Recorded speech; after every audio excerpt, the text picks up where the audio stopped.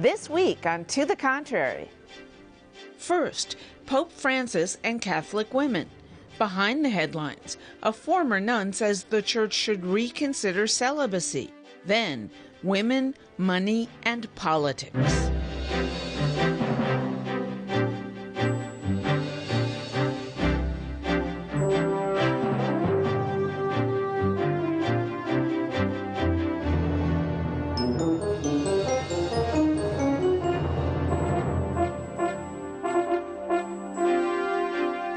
I'm Bonnie Urbay. Welcome to the Contrary, a discussion of news and social trends from diverse perspectives. Up first, the Vatican and women. A number of remarkable events surrounding the papacy took place this week. Most recently, Pope Emeritus Benedict XVI emerged from retirement to respond to criticism of his handling of the priest pedophilia scandal. He denied accusations that he covered up sexual abuse by priests. Meanwhile, former Father Greg Reynolds of Australia became the first person excommunicated under the papacy of Pope Francis. He's an outspoken supporter of women's ordination and gay marriage. Then there was a slew of publicity and positive reaction from Catholics around the world last week to Pope Francis's remarks criticizing the church. In his words, he said the church should drop its obsession with divisive issues such as gay rights and abortion and contraception. There was less coverage of his reversal a day later.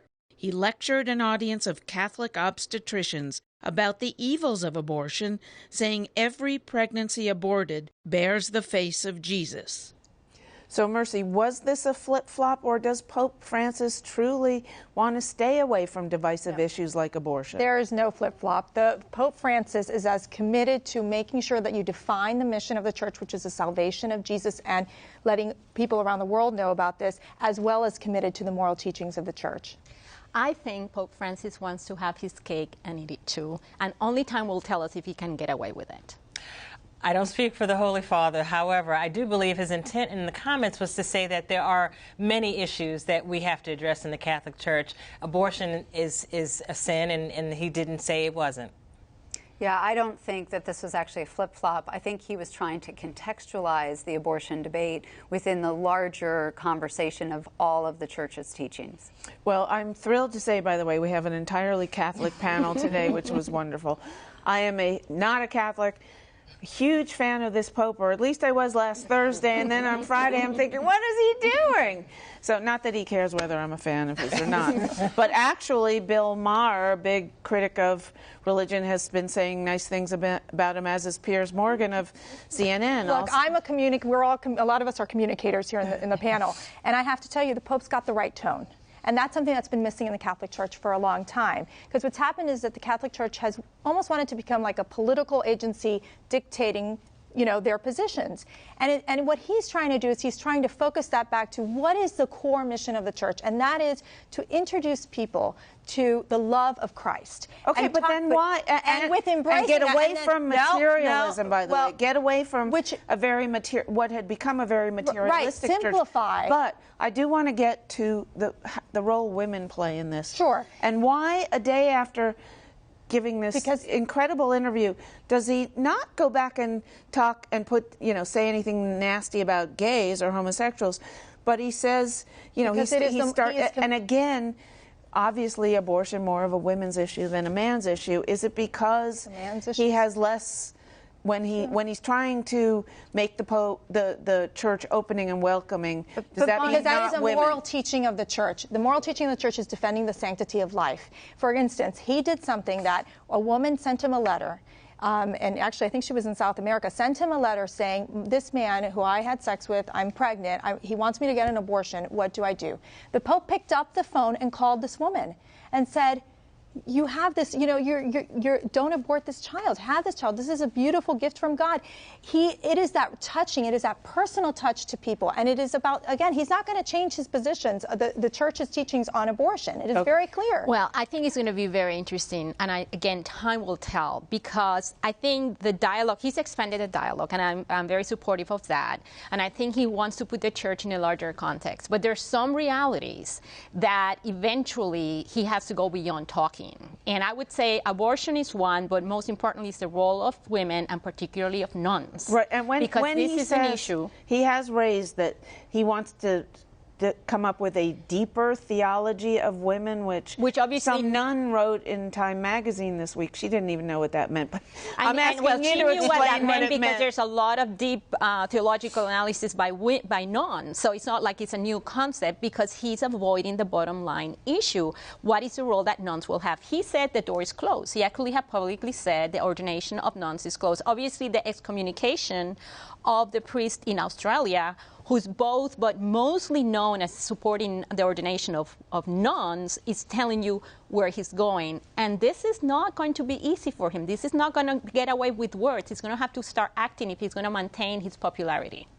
No, I was just going to say, well, the priest that was excommunicated wasn't just because of the issue of supporting nuns being holding higher offices or seats, but also the fact that he outwardly supported gay marriage, which he officiated at some. Yes, and that is.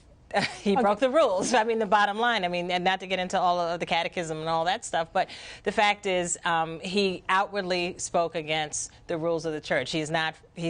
That's not his job to do. But I think there's a larger issue which really speaks to our own sort of characterization of Catholicism. Unfortunately, there are teachings that are both what we would consider liberal and what we would consider conservative. Mm-hmm. And we so much want to sort of put Catholicism into one group or another, and it's really not. It's a much larger, complex religion that looks at, I mean, if you're talking abortion and life, then you also have to talk about the fact that the church doesn't believe in premarital sex. So one of the other issues is, when sort of a relationship is consummated within a marriage, there is a belief that all of those unions should then essentially turn into children. So there are a lot of more complex, deeper issues about the church. What do you think about what he means about a deeper theology for women and giving women more power within the church? Well, I think what that means is recognizing more, at least the scholars that I would talk to would say, sort of the role of the Virgin Mary within the stories of the Bible and within essentially a context of Jesus' life.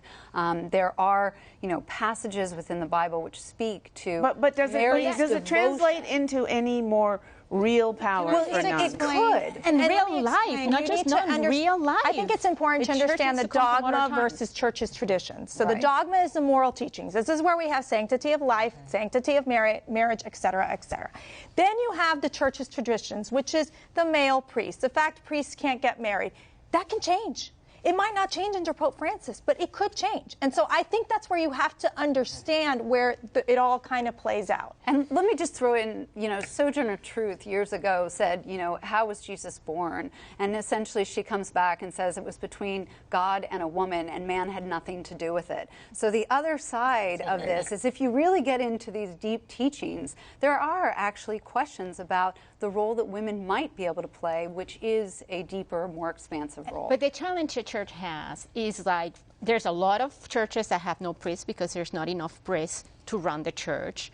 It's losing money because of all the pedophilia cases. It's losing followers because it's not a modern church. Time out. It's so out of context of the reality. This whole thing, you have to have But this is happening across all churches. Why? Because our country is becoming more secular. Europe is becoming more secular. It's not just the Catholic Church. There are these crises that are occurring in different churches because, unfortunately, our countries in Europe, they're deciding that they're not going to be religious. And I mean, there's an easy way to sum it up, which I always do, which is countries where there is more education. In Italy, women are having 1.4 children on average. That's the fertility rate. That's nothing. That's not replacement value. That's nothing. It's the seat of the Vatican. Why? Because women have it's the highest rate of it's the highest rate of PhD females and in it's all of Europe. also an economic issue plays a role there because they can't afford to have more children. I mean, there's several factors to say besides just it's the more. education It's just factor. the truth is, Bonnie, you educate women, they have fewer kids. But that's that's a global truth inside and outside the Catholic Church. But last, let's talk about the pedophilia scandal. He hasn't really. Is all of the rest of this just a way to push that in behind the headlines? Well, I think that some of this has to do with the fact that they still have, essentially legal issues. And certainly the church is not going to come out if they think they have to be on the hook for greater damages with other legal complaints that are still pending. But, let's be clear. What happened was wrong. It was illegal. And I certainly do not support those who move priests from place to place to hide it. They should have been exposed and kicked out of the church. But I believe that the Pope's dialogue or the discussion is about opening this dialogue with the world and understanding who we really are as Catholics. Because as so many other religions, there's a misinterpretation. Evangelicals are seen to be, lunatics and they're, just crazy Bible thumpers. And Catholics are, sometimes said the same way. But we're people who have a strong faith in God, and we want the world to understand why we have that faith, and I think that's what the Pope wants to do. All right. Our Behind the Headline segment this week is celibacy and the Catholic Church. Mary Johnson was a nun who spent 20 years in Mother Teresa's Missionaries of Charity order. She resigned and is now a married atheist and writer living in the Southwest. We spoke with her about her fascinating and daring book, An Unquenchable Thirst. On the one hand, we were trying to help the poor. We were feeding them, sheltering them, comforting them. But on the other, Mother Teresa understood that suffering was what brought a person close to God. And she felt like the poor were closer to God because they were suffering more. Mary Johnson joined the order to help the poor of Calcutta, India. Instead, her time was riven with inner conflict. Mother Teresa taught nuns not just to abstain from sex, but to avoid touching anyone for any reason, whenever possible. We were very poor, 2 sets of clothes, washed one every day, hoped it dried so we could change the next day. Obedience, we never really had any say in what we were to do. Chastity was also really extreme. We could write our families once a month. We had to cut off all relationships with any friends that we had. We weren't allowed to talk to one sister alone. Nuns were only allowed to visit families once every 10 years. Strong connections between nuns were discouraged. Johnson began a clandestine physical relationship with another nun. I was very lonely. This sister got close to me. It felt really good. It was like someone is paying attention to me. Somebody wants to know who I am, wants to know about me, wants to spend time with me. And at the same time, I knew that I had this vow of chastity where I wasn't supposed to have that kind of relationship. I was supposed to be only for Jesus. I felt guilty, I felt conflicted. Deprived of company and intimacy by her order, Johnson continued her secret entanglements. I had a relationship with a priest as well afterwards, and I think it's kind of impossible to say that you can really have a healthy relationship with a priest, because it always has to be something secret. After 20 years as a nun, Johnson left. I just left because I felt so completely suffocated, and I knew that this was not a place that I could flourish. I kept hearing, when I would go to pray, I'd hear these words of Jesus in my mind. I came that they may have life and have it to the full. And I just felt like my life wasn't full. How could God want me here? Now, Johnson is an atheist. She says she wants to call attention to the issue of church celibacy. We all have those needs for intimacy, those needs to love and to be loved, to be known by another person. There's really no theological barrier to having a married clergy, and I hope that that might change. Even in death, Mother Teresa is one of the world's most respected women. She won a Nobel Peace Prize, among many awards during her lifetime. The Catholic Church is moving toward making her a saint. While Johnson admired Mother Teresa's charitable work, she was disappointed by other factors. She was the only woman in the church with enough political capital where the Pope and the bishops would listen to her. But she never disagreed with them. She always felt that her place was to obey them. And she just said, whatever the church teaches, that's what I'm going to believe. And that's how she got on in the world.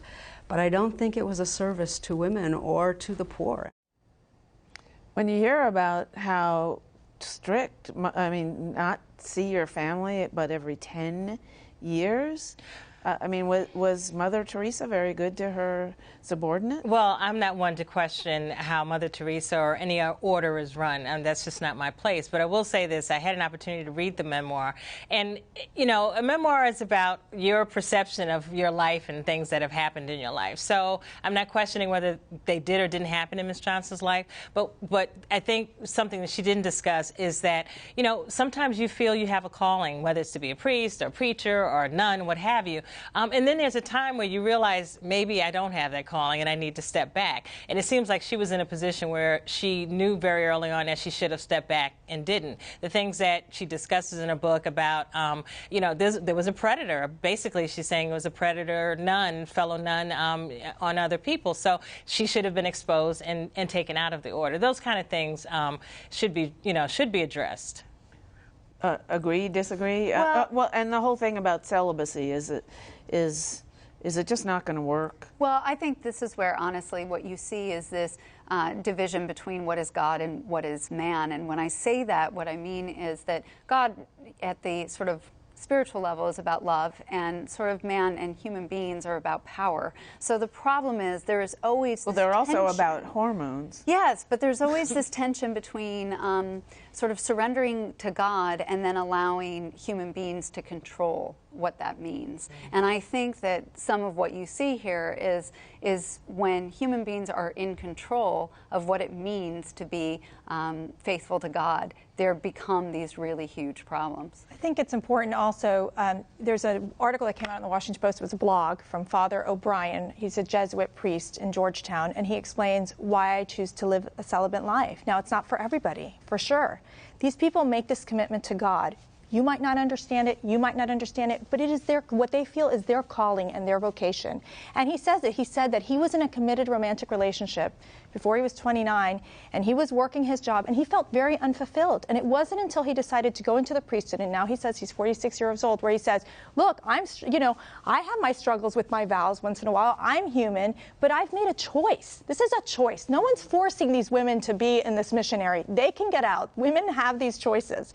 And so he then decided, I'm fine being celibate. This is how I feel. I am fully serving God, and how I'm fully serving, the people that he serves in Georgetown. Well, I'm not disagreeing with you, and that's true. And sexuality has many dimensions, and different people act differently to celibacy. And the same people act differently in different stages of their life. Right. Exactly. But I have to say that, kudos to her for telling the story. She told a very intimate, very controversial story. And she's putting on the table the inside of what is to try to live a celibate life.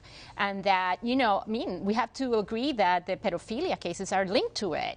And, the rumor that, the gay sons of the Irish families would end up pressed. And then, how do they manifest their sexuality? I mean, it's, I would say the urban myth, but it is there. So, it's a hard balance to suppress your sexuality. It's not, a whole institution based on that. I think that's why we have, again, these pedophilia cases. It's a terrible rule to have. And is it sustainable? Because like we think back to the Middle Ages, well, that somehow, for some reason, they were able to stay celibate and not have all these scandals. Well, the real difference is communication. Back then there was none, and you could run a boys' choir and do whatever you wanted to the kids, and it would not get into the non-existent local newspaper or on Twitter or any in of Latin that America. stuff. I mean, it's famous. The former president of Paraguay was a priest, and that he had kids galore. I mean, it's known that these priests were not actual they were not celibate. But you know, celibacy, the rule of celibacy, is not part of the dogma. It is a tradition that's gone on for But years didn't and it years. start So under Augustine or something in the 3rd century? It was in the Middle Ages. Yeah, in the Middle Ages. And there were priests that were marrying. There were popes that were marrying. So, you know, this has come down the line and to the point where celibacy has been accepted. And again, as Mercy said, no one's forced to do this. If they have decided they want to take the vows and do so, then that's Right, but the choice. flip side of that is that there aren't, at least in the States and Europe, there aren't enough people signing up. But what I did want to say is, you know, every person who's celibate is not going to be a pedophile or a rapist or, you know, a predator. I mean, you know, No, those but are very people. large percentages of them will have sex in some way, shape, or form. But the research not really predatory. shows, but most of the research on pedophilia and who becomes these are people who've been abused themselves.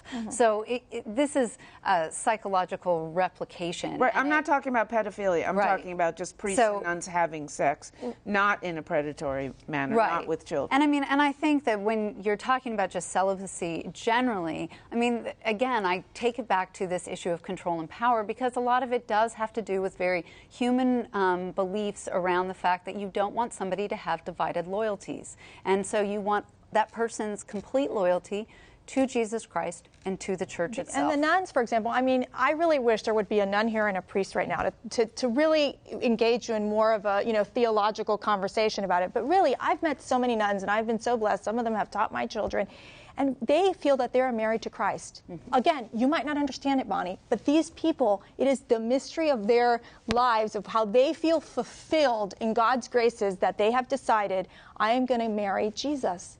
And that can be really odd for some people that aren't Catholic, but for those ladies that have decided, I'm going to make this commitment, and but why do you have to be celibate in order to be able to run a church? It just right now, you know, I mean, that's fine. That's fine for that nun to be celibate and be married to Christ. The problem is how do you run a church that way? Well, that's interesting, because some people say, and even talking to a reverend dear friend of mine who's a Presbyterian minister, and he always says, when I have to manage my family and then I have the crisis of my people, you know what I mean? I'm divided.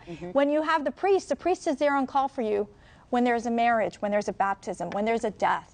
I mean, he's there for you. I mean, literally, I called my priest this morning. I got a call 30 minutes later. You know, it's like it is his commitment to his parishioners and to the Lord.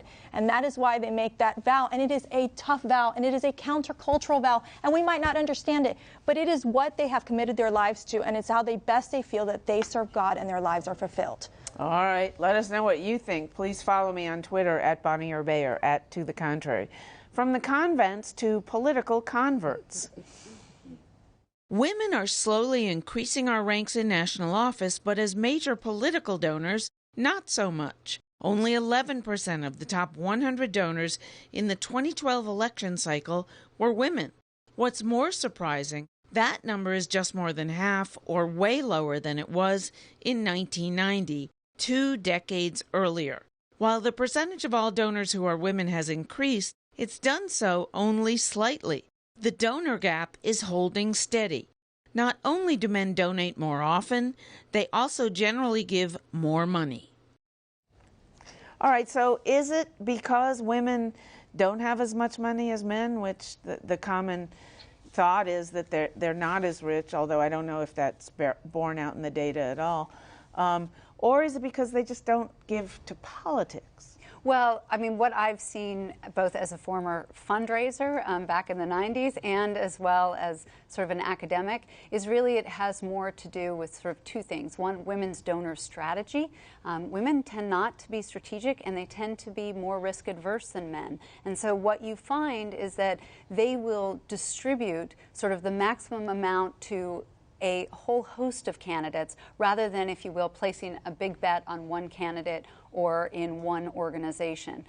So there's that side of it. The other piece is that in the 90s, we had simpler sort of finance laws, so they were easier to navigate, and you really did have the ability to sort of give, you know, maximum amounts to a whole host of candidates and then give a big chunk to the party, and that was it. It wasn't much more complicated. Now, many high donors actually essentially hire fundraisers to help them navigate this incredibly complex world. And we know when there's complexity, women will participate less. I mean, it's just because the culture and the tradition is not there for participation. So if you need to hire someone to do your donations, it's very difficult. Although I have to say that when I was reading the piece, I was thinking of all my connections to political donations in the Latino community, which is where I have donated most of my money, are women.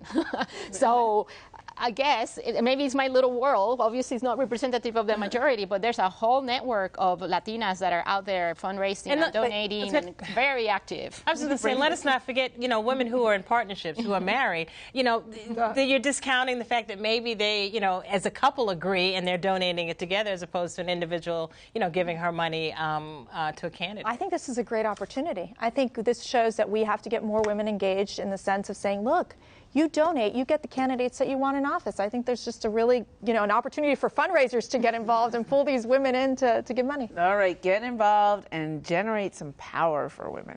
That's it for this edition of To the Contrary. Please follow me on Twitter at Bonnie Urbay and at To the Contrary, and visit our website, pbs.org/To the Contrary, where the discussion continues. And whether you agree or think to the contrary, please join us next time.